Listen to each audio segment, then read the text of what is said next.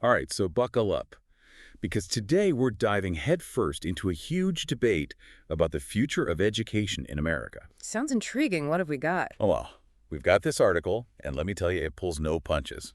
Okay, lay it on me. It's titled, The Settlers' Manifesto, How the Heritage Foundation Plans to Colonize Public Education. Whoa, strong title. Yeah, it's written by Jaime Hoerricks, Ph.D., and it really takes aim at the Heritage Foundation's Phoenix Declaration. Their big vision for education reform. I'm familiar with it. It's gotten a lot of attention. Right. And this article argues it's not about improvement, but about control. I'm sensing some fireworks already. Oh, yeah, big time. And the language is, well, intense. Like what? Give me an example. They use terms like Settlers' Manifesto and colonial logic, which immediately caught my eye. Those terms make you think about power, who has it, who's wielding it. Definitely. Those terms are loaded, historically and politically. So I'm curious, for folks who might not be familiar with those terms, can you break down what they mean in this context? Sure. So think about Settlers' Manifesto. Usually that refers to, historical documents that were used to justify taking land and resources from indigenous people. Right, so like claiming ownership over something that wasn't theirs to take. Exactly. And when we talk about colonial logic, it's about imposing a certain way of thinking and behaving onto others, often through force or coercion. So is the article implying that the Heritage Foundation's plan is like a modern-day version of that? Trying to impose a certain worldview on students, maybe even pushing out other perspectives? That's precisely what Hoerricks is arguing. They're saying this plan wants to strip public education of its pluralism, its critical thinking, and turn it into a system that promotes a very specific ideology. That's a pretty serious accusation. So what is that ideology? Well, the article specifically calls out Christian nationalism as a driving force behind the Phoenix Declaration. Okay, so let's unpack that a bit. For those of us who aren't theologians or political scientists, what exactly does Christian nationalism mean, and how does it connect to education? So, Christian nationalism, at its core, tries to blend Christian beliefs with American national identity, almost suggesting the two are inseparable. I see. So like saying to be a true American, you have to be a Christian. Right, and we've seen this play out in various ways throughout U.S. history, like debates over school prayer or the use of religious language in political speeches. Okay, so how does the article link that to the Phoenix Declaration specifically? The article claims that the document focuses a lot on objective truth and cultural transmission. And those terms sound pretty neutral on the surface. Exactly, but Hoerricks argues that they're actually code for a very narrow and exclusionary viewpoint. So they're saying that under the guise of neutrality, they're pushing a very specific cultural and religious agenda. That's what the article is suggesting, yes. So instead of, promoting critical thinking, exploring different perspectives, this plan is more about indoctrinating students with a singular worldview. You got it. That's their main critique. And here's where it gets even more interesting. They dig into the Heritage Foundation's use of George Washington's 1790 speech to Congress. Who would have thought a historical speech could be so controversial? Right. It's fascinating how they use it. They present it as this model of virtue and statesmanship, all about patriotism and national security. But Hoerricks offers a very different interpretation. Less flattering, I'm assuming. Oh, yeah, they point out that the speech was actually about securing resources for westward expansion, which of course meant displacing Native American tribes. So the article is kind of contrasting that idealized version of history with a more complex reality. Exactly. They're accusing the Heritage Foundation of cherry-picking history to fit their narrative. And that raises some questions about how we teach and learn from the past, doesn't it? Absolutely. It's all about who gets to control the narrative, whose stories are told, and whose are silenced. And then hold on to your hats. The article makes this bold claim that the Phoenix Declaration will be implemented not through consensus, but through force. Whoa. Okay, how so? They talk about tactics like withholding federal education funds to pressure states into adopting the plan. That's pretty heavy-handed, using money as leverage. Right. It raises concerns about, how much power the federal government should have over education and whether they can force states to comply with their agenda. That's definitely a slippery slope. And speaking of control, they bring up Trump's executive order making English the official language. Ah, okay. I see where they're going with this. Right. At first glance, it seems unrelated, but they connect it back to that cultural transmission goal we talked about. It all ties together. So, by designating English as the official language, it's like saying there's only one right way to be American, and it could potentially marginalize communities that speak other languages. Exactly. It feeds into this idea of a single dominant culture, erasing the incredible diversity that actually exists in the U.S. It's like they're trying to fit everyone into one box, one way of thinking, one way of being. And that, of course, raises all sorts of concerns about whose voices get heard, whose stories are told, and who benefits from this kind of narrow vision of America. This is definitely a lot to unpack. We're just scratching the surface here. But so far, this article is painting a pretty bleak picture of the Heritage Foundation's plan for education. It's definitely a critical perspective, and it's raising some crucial questions about power, control, and the future of education in America. Makes you wonder, is there any room for dissent in this vision? What happens to the voices that don't fit into their narrative? That's what we need to delve into next. What are the implications for teachers, for students, for anyone who dares to challenge this worldview? Stay tuned because things are about to get even more interesting. We'll be back after the break.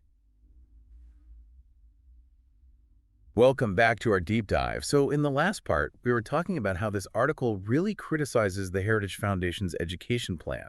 And one of the biggest concerns it raises is this idea of cultural transmission. Yeah, that's a key part of their critique. And it seems like they're saying it's not really about transmitting culture, but more about imposing a very specific culture. Right, one that prioritizes, Western traditions, Judeo-Christian values. And maybe even pushing aside all the other amazing cultures and traditions that make up the U.S. Exactly. It's like they're saying there's only one right way to be American, one set of values everyone should conform to. And, to me, that goes against the whole idea of America as a melting pot, a place where all these different cultures come together. Right. It's like they're trying to erase all that diversity, all those different perspectives. And not only is that, morally problematic, but the article argues it's also a bad strategy in today's world. Especially in a globalized world where we need to be able to understand and connect with people from all different backgrounds. Exactly. Like, if we're only focused on one narrow culture, we're going to miss out on so much. And we're going to be less prepared to navigate a world that's increasingly interconnected. It's like trying to solve a complex puzzle with only a few pieces. You're never going to get the full picture. And you're going to limit your own potential, your ability to grow and learn from others. So it's not just about being fair or inclusive. It's about being smart, being strategic, recognizing that diversity is actually a strength. A huge strength. It brings new ideas, new perspectives, new ways of solving problems. And the article doesn't stop there. It also highlights the potential impact on teachers. Especially those whose beliefs or identities don't align with this, more conservative viewpoint. Right, and they give some specific examples, like what's happening in Florida and Oklahoma. Those states have passed laws that restrict what teachers can say about things like race, gender, even historical figures. Like they can't even talk about certain topics in the classroom. Yeah, it's pretty restrictive. But some people might say, schools shouldn't be pushing a political agenda. Right, and that's a valid concern. No one wants their kids to be indoctrinated. But the article argues that these laws go way beyond just preventing indoctrination. They're actually suppressing dialogue. They're limiting critical thinking. So it's not about neutrality, it's about control. Exactly. It's about controlling the narrative, deciding what's acceptable to talk about and what's not. And that creates this chilling effect where teachers are afraid to even touch on certain subjects. Yeah, they don't want to get in trouble, so they just avoid those topics altogether. And that means students are missing out on important discussions, on opportunities to think critically and challenge their own assumptions. And it all ties back to that idea of enshittification. Right, that term really stuck with me. Can you remind us what it means? So, enshittification basically describes what happens when public institutions are deliberately weakened. Made to seem inefficient, ineffective. Exactly. And the idea is that when people lose faith in those public institutions, they're more likely to turn to private alternatives. So in the case of education, it's like they're trying to make public schools so bad that everyone wants to send their kids to private schools. Which are often less accountable to the public and more likely to promote a particular ideology. It's kind of a scary thought, like they're intentionally sabotaging public education. And they're not just focusing on education. The article suggests this is happening in other areas as well. Like healthcare, housing, transportation. It's like a pattern, a deliberate effort to undermine public institutions. But is it really that deliberate? I mean, can we say for sure that there's this master plan? It's hard to know for sure, but the article is asking us to be skeptical, to look for those patterns. To ask ourselves who's benefiting from this, who's pushing these policies, and why. and to consider the long-term consequences. What happens when we erode public trust in our institutions? Because once that trust is gone, it's really hard to get it back. And then we're left with a system that only serves a select few. So this is definitely a lot to think about. It's a pretty bleak picture. But it's not the whole picture. There are alternatives. There are people working to create a different vision for education. That's what I want to hear about. What are those alternatives? What does a more equitable and empowering education system look like? That's what we'll explore in the next part, so stay tuned, because there's still hope. There's still a chance to make a difference. All right, so welcome back to our deep dive. And, we've really been through the ringer with this article, a lot of heavy stuff. But I'm ready for some good news. Me too. It's been pretty intense. Yeah.